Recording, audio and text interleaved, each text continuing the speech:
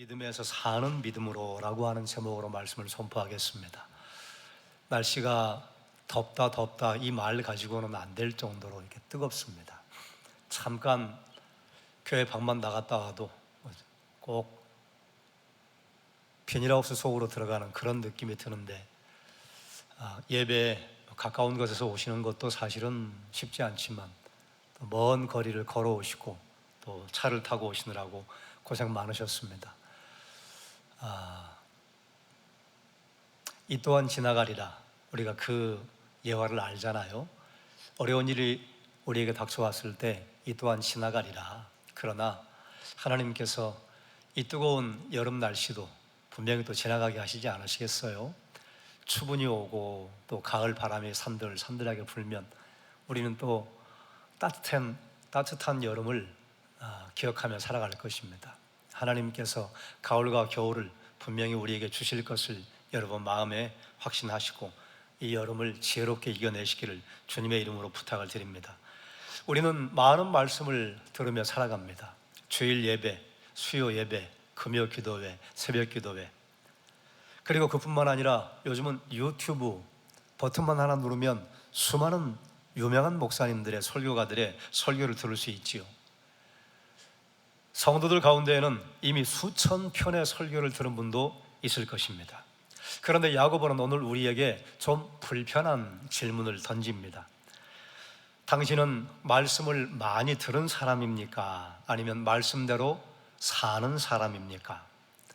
이 질문은 초대교회에 던져진 질문뿐만이 아니라 오늘날 한국 교회에도 던져진 질문이라고 생각을 합니다. 교회는 커졌습니다. 그 어느 시대보다 한국 교회는 세련되고 큰 건물을 가지고 있습니다. 성경 공부는 말할 수 없이 많아졌지요. 말씀을 접할 기회는 이전보다 훨씬 많아졌습니다. 그런데 세상은 우리에게 묻습니다. 교회는 이렇게 많은데 왜 세상은 아직 변하지 않지요? 우리가 그런 질문을 만날 때가 있습니다. 애매한 질문으로 친구를 어렵게 하려는 질문도 있지만 진심으로 그런 질문을 하는 사람들도 가끔 있는 것 같아요.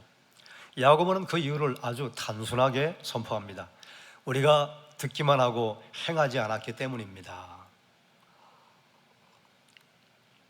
하나님께서는 우리를 듣는 믿음에서 사는 믿음으로 초대하고 계시는 것입니다. 야고보서는 매우 실제적인 책입니다. 복음을 설명하기보다 복음을 살아내는 삶을 선포합니다. 야고보서의 저자는 여러분이 아시는 것처럼 예수님의 육신의 형제인 야고보죠. 처음에는 예수님을 믿지 않았습니다. 그리고 예수님께서 공생의 사역을 하실 때에 예수님의 동생들과 어머니가 와서 예수님 미쳤다고 데리고 가려고 한 두어 번 찾아오잖아요. 그럴 때 형제들이 앞장섰습니다. 그리고 예수님께서 하시는 공생의 사역을 이 세상 사람들이 생각하는 성공을 바라는 것처럼 오해를 하고, 이럴 때 사람들에게 나가서 보여야 하지 않나 형? 이렇게 형을 부추기기도 했습니다. 메시아로 믿지는 않았어요. 그러나 부활하신 주님을 만난 후에 야고보는 내 형이 인간의 형이 아니라 육신을 믿고 오신 하나님의 아들이셨구나. 그래, 예수님을 그리스도로 만나는 놀라운 역사가 일어납니다. 그리고 야고보는 예루살렘 교회의 중요한 지도자가 되었습니다. 야고보 서신의 수신자는 야고보서 1장 1절에 보면 흩어져 있는 12지파에게 문안하노라. 물론 흩어져 있는 12지파에게 다 이 편지를 보낸 건 아니에요. 다만 박해 때문에 여러 지역에 흩어져 있는 유대계 그리스도인들에게 이 서신을 보낸 것은 사실이에요. 그들은 예수님을 믿었습니다. 그런데 현실이 녹록하지 않았습니다. 흩어져 사는 그 지역에 경제적으로 가난했고 차별을 받았고 그리고 많은 시험에 직면했습니다. 그런데 더 큰 문제는 말씀을 알면서도 예수님을 만난 감격을 경험했음에도 불구하고 삶으로 그 말씀이 드러나지 못하는 신앙의 문제가 있었습니다. 그래서 야고보는 선포하는 것입니다. 믿음이 있다면 행동하라. 삶으로 그것을 드러내야 합니다. 종교개혁 당시에 많은 종교개혁가들이 야고보서를 오해했습니다. 종교개혁의 슬로건이 크게 네 가지였습니다. 오직 성경, 오직 은혜, 오직 믿음, 오직 그리스도. 이 오직 믿음, 왜 그렇게 했느냐? 로만 가톨릭이 중세 천년의 역사 가운데 공로와 믿음, 은혜와 선행, 이 두 가지를 서로 버무려서 구원의 조건으로 사람들에게 가르쳤어요. 믿음 필요하지만 공로도 있어야 한다. 은혜가 필요하지만 선행도 있어야 한다.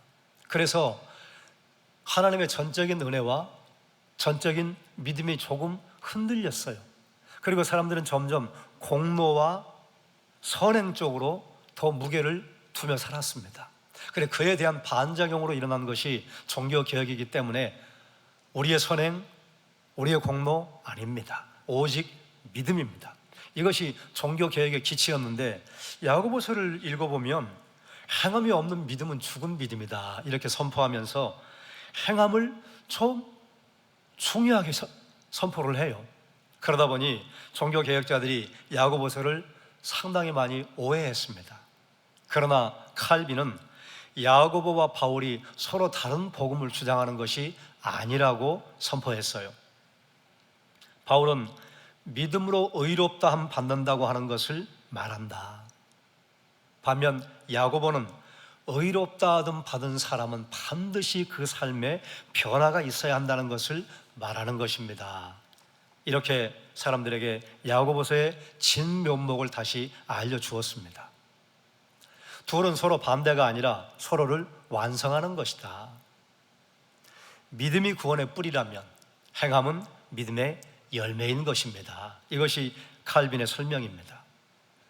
하나님께서는 우리가 성경 지식을 많이 갖고 있는 사람보다, 설교를 많이 기억하는 사람보다 말씀대로 살아가는 사람이 되기를 원하십니다. 그럴 때 우리의 삶에 예수 그리스도의 향기가 드러나고 성령의 열매가 맺혀지기 때문입니다. 하나님은 왜 우리가 말씀대로 사는 사람이 되기를 원하시는가? 세상은 우리의 입술보다 우리의 삶을 바라보기 때문에 그렇습니다. 우리가 다 부모님이잖아요. 다 부모님인데 부모님이 자녀들 앞에 설 때 늘 부끄러울 때가 참 많지 않습니까? 우리 자녀들은 부모의 설교보다 부모의 삶을 기억합니다. 목사인 저는 쇼윈도 위에 걸린 사람과 같지요. 제가 설교하는 만큼 제가 다 할 수 없는 것이 저의 부족한 것 아니겠어요? 그럼에도 불구하고 늘 말씀을 선포할 수밖에는 없기에 하나님 앞에 더 기도하고 말씀을 선포할 수밖에는 없지요. 직장에서도 우리가 가진 성경 지식보다 직장의 동료들은 우리의 정직함을 보지 않습니까? 그래서 하나님께서는 실패하고 완벽하지 않더라도 사는 믿음을 야고보 사도를 통해서 우리에게 말씀하시는 것이에요. 사는 믿음이란 어떤 것인가? 우리가 읽지 않았습니다만 야고보서 1장 22절 제가 읽겠습니다. 너희는 말씀을 행하는 자가 되고 듣기만 하여 자신을 속이는 자가 되지 말라. 아멘. 사는 믿음이란 어떤 것인가? 이걸 이제 야고보 사도의 언어로 좀 바꾼다면 살아있는 믿음이란 어떤 것인가? 첫 번째, 듣는 것이다. 그 다음은 들었으면 행하는 것이다. 살아있는 믿음은 삶으로 드러나는 것을 말하는 것이에요. 마지막으로 속이는 자가 되지 않는 것이다. 이 속인다고 하는 것은 다른 사람을 속이는 것이 아니라 자기 자신을 속인다는 표현을 야고보 사도가 합니다. 말씀을 들었는데, 그 말씀에 감동을 받았는데 그 말씀을 내 삶에 살아보지 않는 사람은 스스로 속이는 것이다. 그래서 스스로 속이지 않는 것이 바로 살아있는 믿음이라고 말씀을 선포해요. 자, 그러면 구체적으로 어떻게 듣는 믿음에서 살아있는 믿음으로 방향을 정할 것인가? 첫 번째, 말씀은 우리가 듣는 데서 만족하는 것이 아니라 살기 위해서 하나님께서 주신 것이에요. 모세오경 창세기, 출애굽기, 레위기, 민수기, 신명기 이 5권의 성경이 모세에 의해 기록되었다고 우리가 알고 있는데, 그 가운데 가장 중요한 성경이 무엇인가? 레위기입니다. 그런데 레위기 19장 1절로 2절에 보면, 나는 너희를 애굽 땅에서 인도하여 낸 너희 하나님 여호와다. 내가 거룩하니 너희도 거룩하라. 그러면서 그 다음에 어떤 선포들이 나오는가 하면, 이웃들과의 관계에서 금전의 문제에 있어서 네 소가 다른 사람을 만약에 들이받았느냐, 뭐 이런 것들이에요. 그러니 레위기에서 말하는 거룩이란 하나님 앞에 우리가 예배하고 기도하고 이것을 선포하는 것이 아니라 삶으로 나타내는 다른 모습을 의미하는 것입니다. 말씀은 우리가 하나님 앞에 살아있는 믿음을 보여주기 위해서 우리에게 허락해 주시는 것이라. 야고보서 1장 22절을 제가 다시 한번 읽겠습니다. 너희는 말씀을 행하는 자가 되고 듣기만 하여 자신을 속이는 자가 되지 말라. 아멘. 하나님께서 우리에게 성경을 주신 목적, 가장 큰 것이 무엇입니까? 삶의 변화입니다. 그래서 말씀은 살았고 운동력이 있어서 좌우에 날선 어떤 검보다도 예리하여 우리의 관절과 골수와 우리 심령까지 영혼까지 찔러 쪼갠다 했습니다. 왜 찔러 쪼개지요?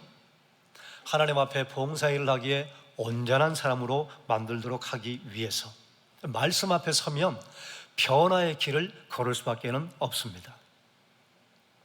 예수님께서 마태복음 7장에서 반석 위에 집을 지은 사람과 모래 위에 집을 지은 사람 말씀을 우리에게 해주셨어요. 둘 다 말씀을 들었습니다. 그런데 차이는 무엇이냐? 한 사람은 말씀대로 행했는가, 또 한 사람은 행하지 않았는가의 차이예요.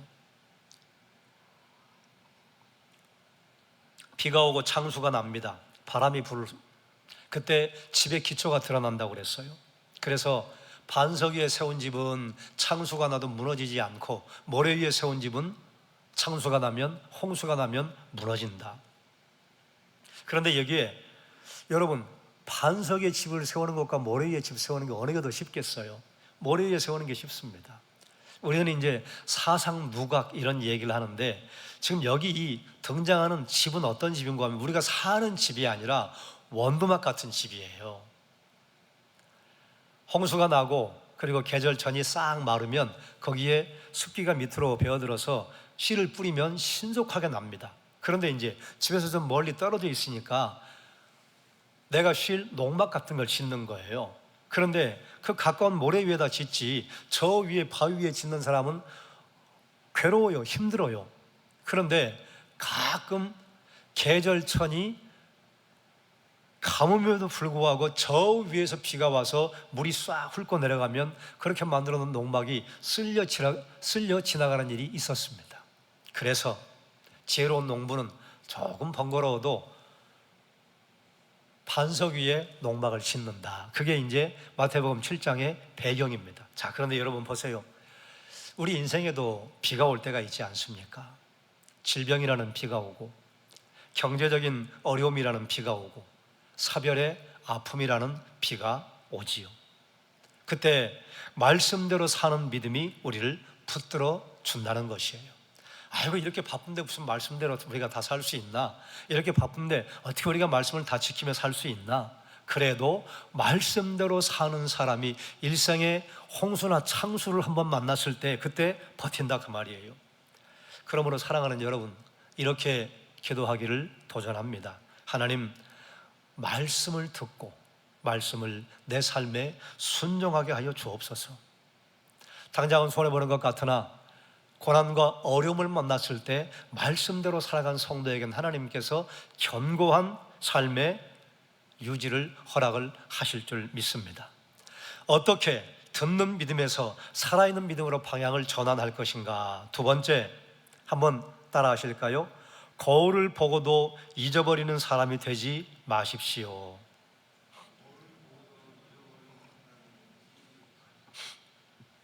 야고보는 독특한 비유를 우리에게 들려줘요. 거울입니다. 거울의 특징이 무엇입니까? 있는 모습 그대로 보여주는 것이죠. 카메라의 특징이 무엇이에요? 있는 모습 그대로 보여주는데 요즘 카메라는 예전보다 훨씬 해상도가 좋아서 내가 별로 이렇게 눈이 안 좋아가지고 보이지 않는 검버섯, 주름을 다 그냥 선명하게 보여줘요. 그래서 나이가 좀 들어가면 사진 찍기를 싫어하시죠. 내가 미처 보지 못했던 주름이 막 보이는 거예요. 거울 앞에 서면 있는 모습 그대로 보여줍니다. 그게 거울의 특징입니다. 어떤 왕비가 아침마다 거울 앞에 서서 물었다잖아요. 거울아 거울아, 이 세상에서 누가 가장 이쁘냐? 왕비님이십니다. 그러면 그날 하루가 행복했어요.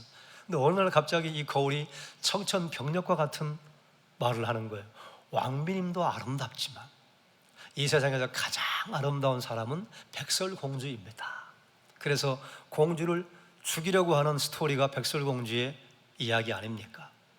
뭐예요? 거울은 거짓말을 하지 않아요. 있는 모습 그대로 보여줘요.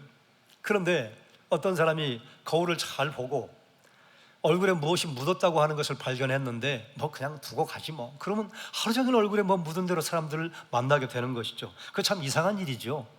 거울을 보고 발견했으면 이걸 깨끗하게 만들고 그리고 밖으로 나가야 되는데, 하지만 말씀을 듣기만 하고 행하지 않는 사람이 이처럼 이상한 사람이다, 야고보가 이야기해 주는 것이에요. 말씀은 우리의 모습을 적나라하게 보여줍니다. 여러분, 성경 읽다 보면 어쩔 때는 감사와 기쁨과 찬양이 넘치는데 어쩔 때는 막 되게 마음이 불편해질 때가 있습니다. 그때 어떤 사람은 성경을 덮어버립니다. 분명히 성경이 나에게 비춰주셨어요. 그런데 덮어버려요. 이상한 사람이다. 여러분, 성경은 우리를 부끄럽게 하려고 보여준 것이 아닙니다. 우리를 회복시키려고 보여주신 것이지요. 우리가 거울을 보는 이유가 무엇 때문입니까? 거울에 내 얼굴에 뭐가 묻은 게 드러났는데 그러면 거울이 나쁜 것인가요? 아니요. 거울은 있는 것을 보여주었을 뿐이에요. 내 얼굴에 묻어있는 것을 닦고 나갈 것인가, 그냥 나갈 것인가, 이건 나의 선택이죠. 눈에 보이는 거울보다 더 선명하게 우리의 모습을 비추어주는 말씀이라는 거울 앞에 섰을 때 그 거울에 우리의 모습이 드러날 때가 있습니다. 그러면 말씀이 잘못된 것인가? 아니요. 말씀은 우리의 본래의 모습을 적나라하게 보여주었을 뿐입니다.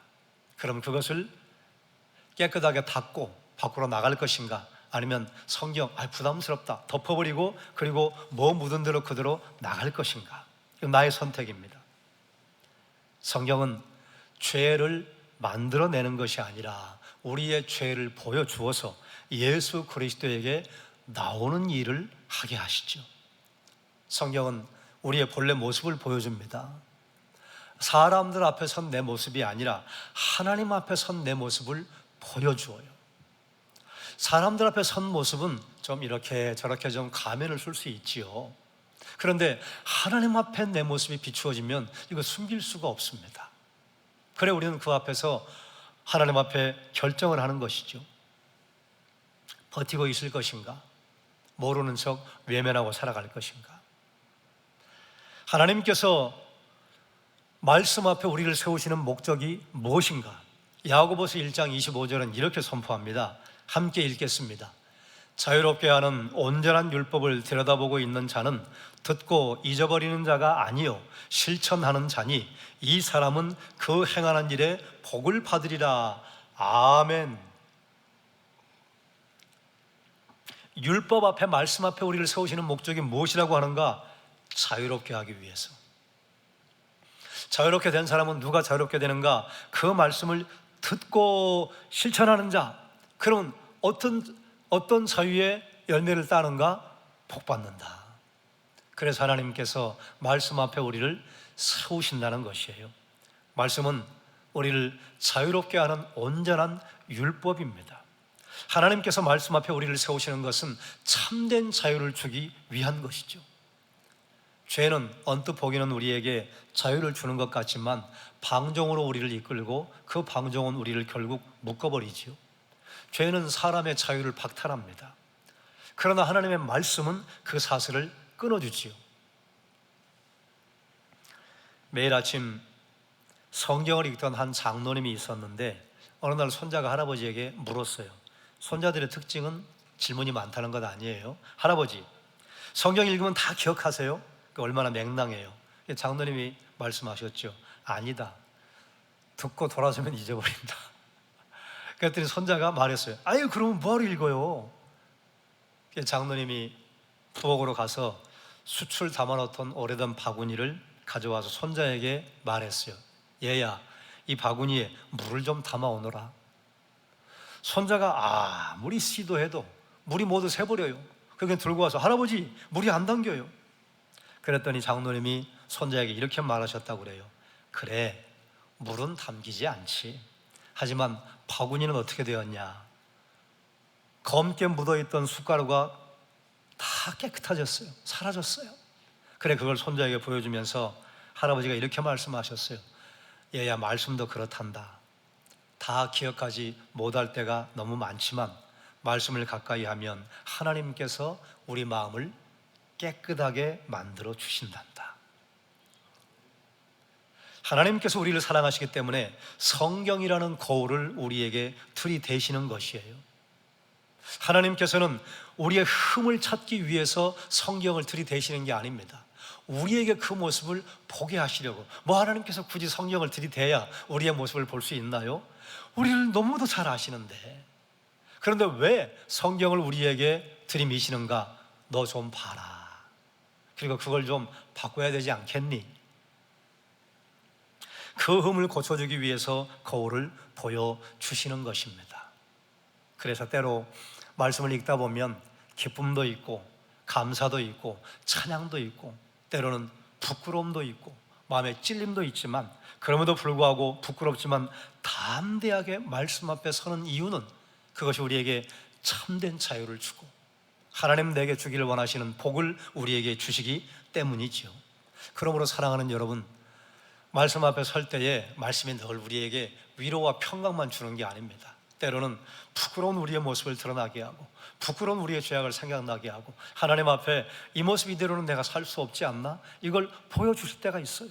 그럴 때에 그것을 부끄럽지만 주님 앞에 내어놓고 기도했을 때 하나님 그것을 깨끗하게 하셔서 하나님께서 주기를 원하시는 복의 근원되는 사람으로 만들어 주실 줄 믿습니다. 자, 어떻게 우리가 듣는 믿음에서 살아있는 믿음으로 방향을 정할 것인가? 세 번째, 한번 따라 하시죠. 참된 경건이 삶으로 드러나도록 하기 위해서.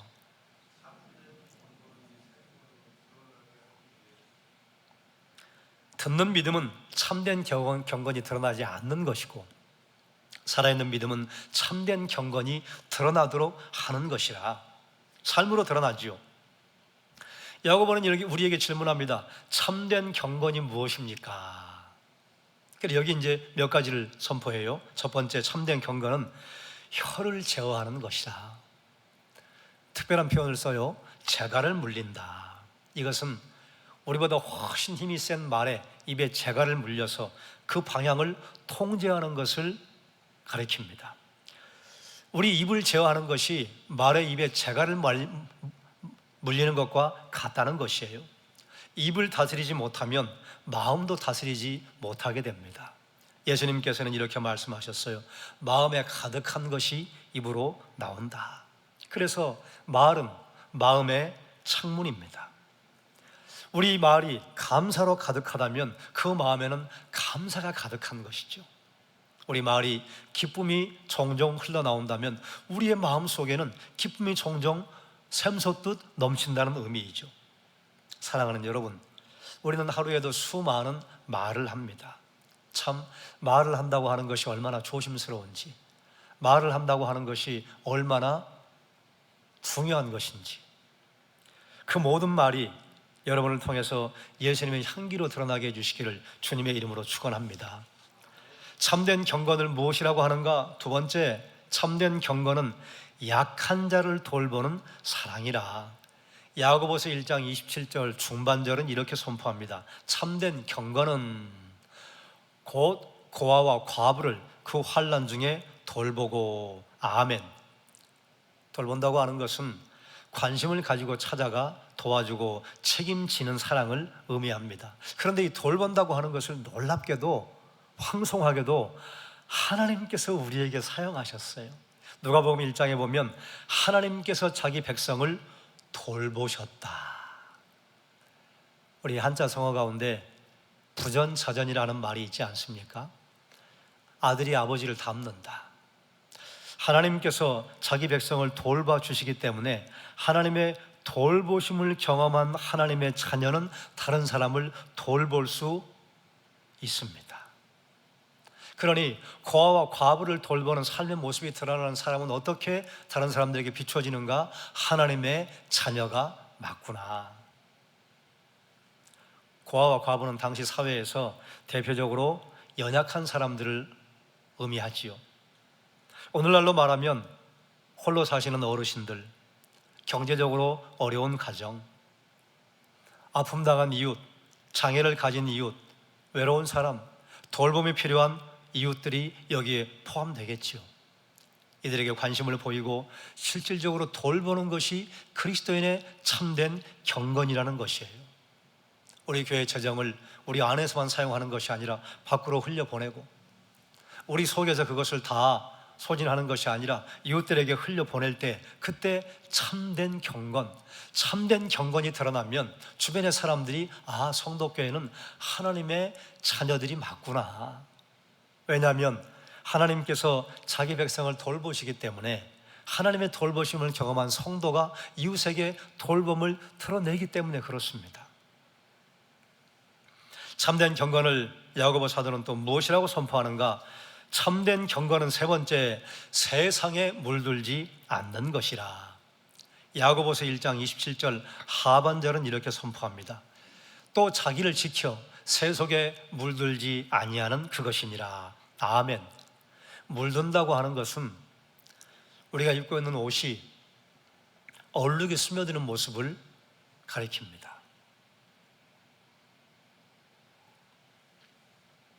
요즘 우리가 입는 옷이야 거기만 이렇게 얼룩이 지고 툭 털면 틀어지잖아요. 옛날 세마포 그리고 배로 짠 옷들은 얼룩이 지면 금방 스며들어 버려요. 그리고 이게 점점 퍼집니다. 그게 물드는 거예요. 처음에는 작은 점 하나로 보였습니다. 그런데 시간이 지났더니 이게 점점 커져요. 여러분, 이게 죄의 특징과 너무 유사하죠. 처음에는 작은 타협이라고 우리에게 미혹을 합니다.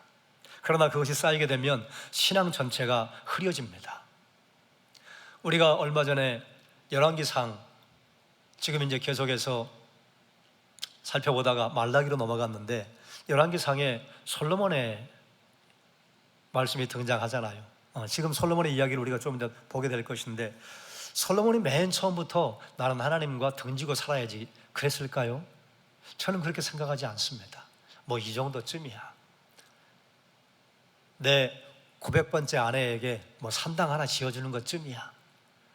내 935번째 아내에게 산당 하나 지어주는 것쯤이야. 나는 성전에 가서 하나님께 예배하고, 내가 성전을 얼마나 귀하게 여기는데, 내가 성전을 건축했는데, 아마 그런 마음이었을 거예요. 뭐 저런 것 하나쯤 내 신앙에는 별 문제가 안 될 거야 라고 생각을 했을 거예요. 그런데 그 자그마한 타협들이 모여서 드디어는 솔로몬의 말년에 그가 하나님께로 마음을 돌이켰다. 하나님께로부터 마음을 돌이켜버렸어요. 죄의 특징입니다. 그래서 하나님께서는 세속에 물들지 말라고 우리에게 선포하시는 것입니다. 여러분, 하나님께서 너희는 세상을 떠나라고 말씀하지 않았습니다. 너희는 세상에 사는데, 세상에 살면서 세상에 물들지 말라고 말씀하신 거예요. 얼마나 어렵습니까? 세상을 떠나 있으면 세상에 물들지 않을 가능성이 있지요. 그런데 거기 살면서 거기에 물들지 말라 하시니, 그런데 우리가 보낸 사명 실현지의 특징이 그것입니다. 세상인데 거기에 물들지 않아야 하는 것이에요. 이 말씀은 우리에게 하나님이 던지는 질문이 아니겠습니까? 이 말씀은 먼저 우리 자신을 비추는 거울로 하나님께서 선포하시는 말씀이 아니겠습니까? 우리 교회가 지역사회로부터 성도교회가 있어서 참 행복하다, 우리가 성도교회 덕을 많이 봤다, 이런 말을 듣는 공동체가 된다면 그야말로 야고보가 말한 참된 경건의 열매일 것입니다. 그럼 우리가 좀 고민해 봐야 되겠죠. 지역사회가 성도교회가 여기 있는 것을 고마워할까? 이 지역사회가 성도교회가 여기 있는 것을 알까? 지역사회가 성도교회를 통해서 덕보는 일이 많이 사람들에게 회자되고 있는가? 사랑하는 여러분, 오늘 우리가 야고보서를 묵상했습니다. 야고보서 우리가 이 말씀을 한 문장으로 정리하면 이렇게 될 것 같아요. 하나님은 말씀을 많이 들은 사람보다 말씀대로 살아가는 사람을 찾으신다. 참된 경건은 입술과 사랑과 거룩한 삶으로 드러난다고 선포했습니다. 하나님은 완벽한 사람을 찾지 않습니다. 예수님 닮아가는 사람. 여러분, 아버지와 아들이 걸어가면 닮았잖아요. 그런데 아들이 아버지는 아니잖아요. 국화빵은 아니에요. 그런데 닮았어요. 우리가 예수님 닮는 것은 그런 것이라고 저는 생각을 해요. 어떻게 우리가 예수님과 똑같이 살겠어요? 불가하지요. 그런데 어라, 예수님 냄새가 나네, 예수님 향기가 나네, 예수님의 모습이 비치네, 그런 정도예요. 그게 바로 예수님 닮아가는 사람의 수준일 것입니다. 우리가 말씀을 마무리하면서 이렇게 결단하기를 여러분에게 도전합니다. 하나님, 말씀을 삶으로 살아내게 하여 주옵소서. 제 입술이 복음의 향기가 되게 하옵소서. 제 손이 예수 그리스도의 사랑의 통로가 되게 하여 주옵소서. 제 삶이 예수 그리스도를 증언하는 살아있는 편지가 되게 하옵소서. 그래서 여러분의 일상을 통해서 하나님께서 말씀의 열매를 풍성하게 하시고 가정과 교회와 일터를 통해서 예수 그리스도의 향기의 통로가 되게 해주시기를 주님의 이름으로 축원합니다. 기도하겠습니다. 사랑하는 하나님, 말씀 앞에 세워주시니 감사합니다. 우리는 말씀을 들으면서도 말씀대로 살지 못하고 말씀에 순종하지 못하고 말씀은 내 삶에 심어보지 못할 때가 참 많습니다. 우리의 불순종을 용서하여 주옵소서. 하나님께서 우리의 귀를 여시고 우리의 손과 발을 움직이게 하셔서 예수 그리스도의 향기가 드러나게 해주시기를 원합니다. 우리의 입술을 다스려 주셔서 사람 살리는 말을 하게 하시고 우리의 마음을 다스려 주셔서 연약한 이웃을 외면하지 않고 고아와 과부를 돌보는 삶을 살아 기쁨으로 주변의 사람들을 섬기게 해주시기를 원하옵나이다. 그뿐 아니라 세상의 가치와 유혹에 물들지 않도록 우리를 성령으로 붙들어 주옵소서. 날마다 말씀의 거울 앞에 서서 조금씩 조금씩 매일매일 예수 그리스도를 닮아가게 해주시기를 원하옵나이다. 우리 삶의 현장 사명 실현지에서 복음의 향기를 드러내는 신실한 제자로 살아가게 하여 주옵소서. 예수님의 이름으로 기도드리옵나이다. 아멘.